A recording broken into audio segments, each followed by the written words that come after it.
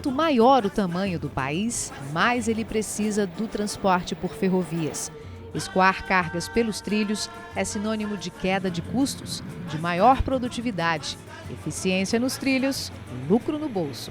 O transporte ele é absolutamente fundamental num país do tamanho do Brasil.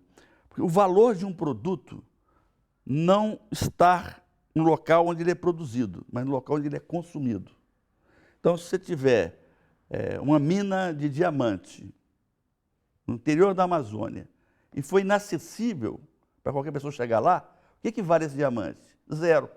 Porque o consumidor não consegue chegar perto do produto e vice-versa, né? Então, o transporte é que gera valor nos produtos.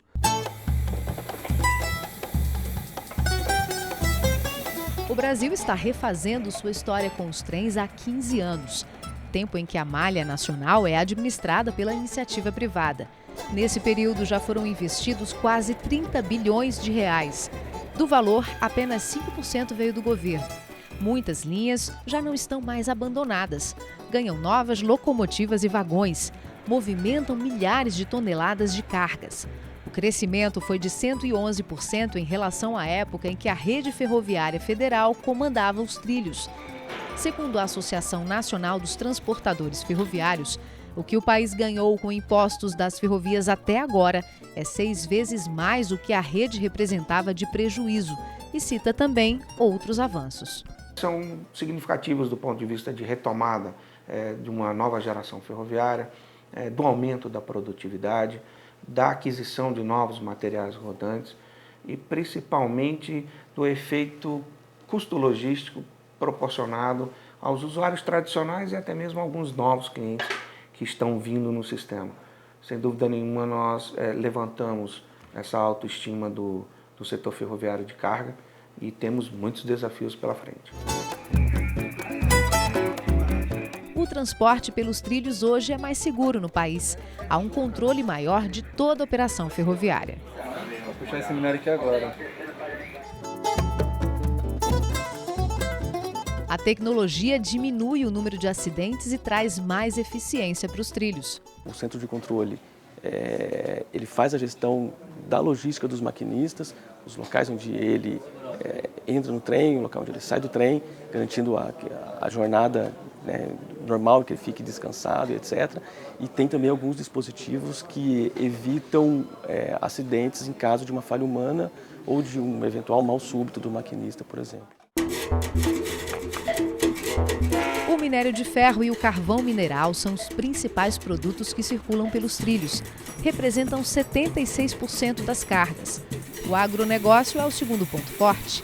Temos soja, açúcar, há ainda o transporte de contêineres e cargas da construção civil. Todas essas mercadorias viajam pelos trilhos em busca de um porto. É de lá que vão ser exportadas. Parte do minério, por exemplo, segue para o porto de Tubarão, em Vitória, no Espírito Santo. Já o porto de Paranaguá, no Paraná, recebe muitos produtos agrícolas, mas tem uma limitação. Fica depois da Serra do Mar e o acesso por trens só é possível por uma única linha.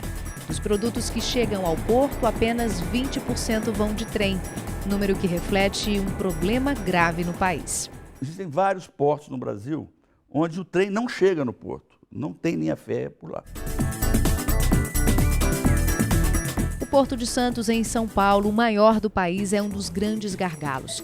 Movimenta 97 milhões de toneladas e só uma pequena parte vem por ferrovia. Não tem trilhos até todos os terminais. Impossível receber essa carga toda se medidas importantes não forem tomadas do lado de fora do porto, a chegada da carga a Santos. Então, para isso, linhas férreas vão precisar ser duplicadas na região da Baixada, tanto na margem direita como na margem esquerda. O Porto de Santos tem dois problemas críticos. Um é que está cercado pela cidade de Santos. Não tem como se expandir, né? Está cercado por favelas em alguns locais, por indústrias em outros locais.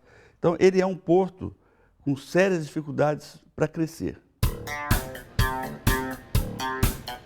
E ainda há mais um agravante para o acesso da ferrovia em Santos. Hoje, dado a circulação de passageiros que ocorre na CPTM nos períodos de pico, A nossa ferrovia ela tem uma janela específica para circulação, que ela acontece na madrugada. Então nós temos um horário restrito onde a gente pode estar circulando lá dentro. Essa janela acaba atuando um pouco como um limitante para nós.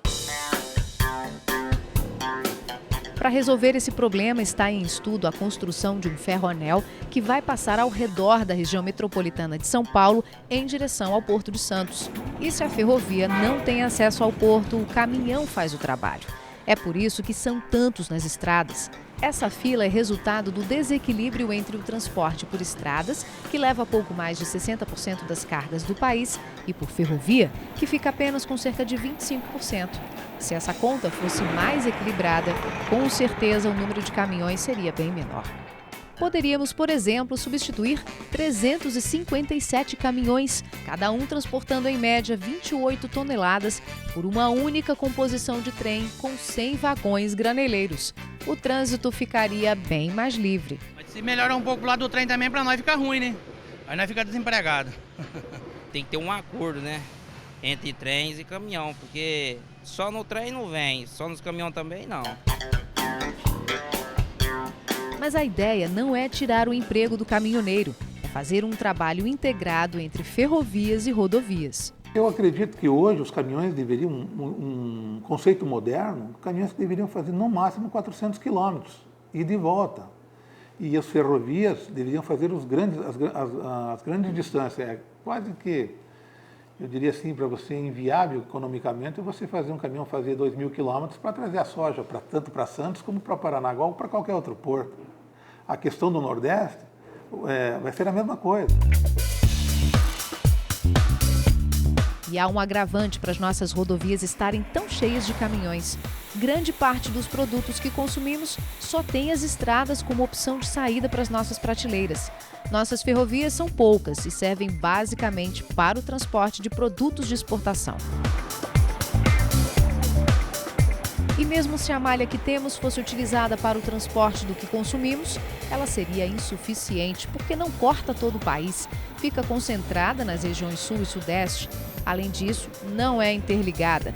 Hoje os trens não podem percorrer qualquer linha porque não há um tamanho padrão para os nossos trilhos.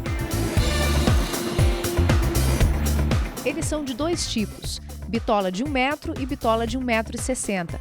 Essa diferença causa muitos gastos adicionais. A Uzi Minas, lá em Ipatinga, produz aço e manda para São Paulo de carreta, porque não tem um trecho é bitola de 1 metro, o outro trecho bitola de 1,60 m. E se existe malha para seguir viagem, muitas vezes é preciso pagar uma espécie de pedágio, já que as linhas são administradas por empresas diferentes. Se você é concessionário lá em São Paulo e você quer levar seu produto para Minas Gerais, se você quiser passar Minas Gerais pelos trilhos do concessionário de Minas, o que você vai ter que fazer? Você vai ter que combinar com ele o que eles chamam de tráfego mútuo. Eu chego com o meu trem até a fronteira, lá eu retiro a minha locomotiva, deixo os vagões, né, que tem os produtos. Aí esse operador de Minas Gerais vai vir com a locomotiva dele e ele é que vai entrar no estado de Minas Gerais com os seus vagões. O presidente da Associação Nacional dos Usuários do Transporte de Cargas explica que toda essa operação tem um custo muito alto. Ele conta que novas resoluções da ANTT, Agência Nacional de Transportes Terrestres, determinam que, preferencialmente, haja o direito de passagem, ou seja, seguir viagem por uma linha sem precisar utilizar equipamento de outra concessionária. Conciliar o inconciliável é muito difícil, porque o concessionário ele quer maximizar o seu ganho, a sua rentabilidade. O usuário quer reduzir o seu custo. Então as duas coisas não batem. Por isso é que quando o concessionário mantém uma posição monopolista, ele define todas as regras, define preço e o usuário fica à margem. Com essas resoluções, equilibrou a negociação. Nós tivemos muitas dificuldades nesse entendimento do modelo proposto, questionamos isso tecnicamente, operacionalmente, e temos certeza que vamos encontrar um denominador comum, algo melhor, quando nós principalmente visamos e olhamos 2030, 2040. Há situações mistas, ocorreram avanços, mas há deficiências na proposta. de algo que não existe no mundo, que não é similar em canto nenhum e que pode, e no nosso entender, trará grandes prejuízos na movimentação da carga. As dificuldades são tamanhas que 38% das nossas empresas já tentaram utilizar as ferrovias, mas não conseguiram. Os transportadores de cargas dizem que o problema poderia diminuir se toda a malha concedida à iniciativa privada estivesse em uso. Os concessionários de ferrovias, eles definiram uma estratégia de explorar os trechos ferroviários que dão maior rentabilidade para eles. É por isso que hoje a NTT diz que 2/3 da ferrovia que foi privatizada, ela está abandonada ou subutilizada. Então, eles só utilizam 1/3 da ferrovia. Mas nem todos são economicamente ativos, né? Dessa malha de 29 mil quilômetros, que seja, nós temos de 5 a 6 mil com deficiências graves, sob a ótica operacional e também comercial. E aí, como nós vamos investir em algo que não produz mais resultado e com um horizonte de 10 anos sem perspectiva? Naturalmente, nós temos que aumentar a produtividade nos principais trechos e pensar na ampliação da malha. E se o jeito é mesmo seguir de caminhão, a conta aumenta. Em geral, o transporte por rodovia custa 1/3 a mais que o transporte por ferrovia. E pelo menos metade das nossas estradas não estão em boa condição de conservação. Isso aumenta o custo com a manutenção do caminhão. E aí, todas essas despesas adicionais acabam sobrando para o consumidor, que paga mais caro pelo que compra. Todo o processo do meio acaba no bolso de quem compra. No país nenhum do mundo, o repasse da despesa não vai para o consumidor final. Infelizmente, o consumidor final é o que paga a conta, como quem paga a conta também é o que produz. E são as pessoas que deviam mais ser atendidas por todo esse processo. O país todo acaba pagando a conta do alto custo do transporte. Gastamos, segundo o IPEA, 12,6% do nosso PIB, Produto Interno Bruto, só com a movimentação de cargas. É o que chamam de custo logístico. Esse valor nos Estados Unidos é de 8,1% do PIB americano. E tem mais um problema crítico no meio do trilho. Olha só como é pequena a distância entre essa linha de trem e as casas aqui ao redor. Não há uma margem de segurança para a comunidade que vive aqui. Só para a gente ter uma ideia, um trem demora pelo menos 2 quilômetros para ser parado por completo, dependendo da carga que ele transporta. E sabe quantas pessoas em todo o país vivem em áreas assim como essa? Pelo menos 200 mil famílias. Maria José sabe bem o tamanho do perigo que é ter o trem tão perto de casa. Eu atravesso, a minha cadeira fica agarrada entre os trilhos e já aconteceu de eu estar justamente atravessando a linha e o trem apitando lá em cima, a sineta tocando e eu agarrada, me puxando ali, eu não conseguia atravessar. Eu dei um impulso na cadeira e chamei alguém e eu fui. Fui embora. E o trem veio e foi embora também. É difícil, é difícil. E ela não tem como desviar da linha do trem. Essa é a única entrada para casa. E o aborrecimento vai além. É uma poluição sonora, uma perturbação, porque o trem ele está passando quase assim, de 15 em 15 minutos.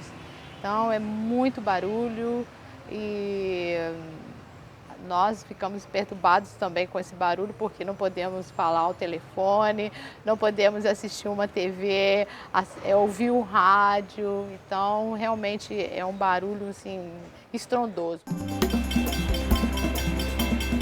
Essa é uma área em que o maquinista tem que ter atenção máxima.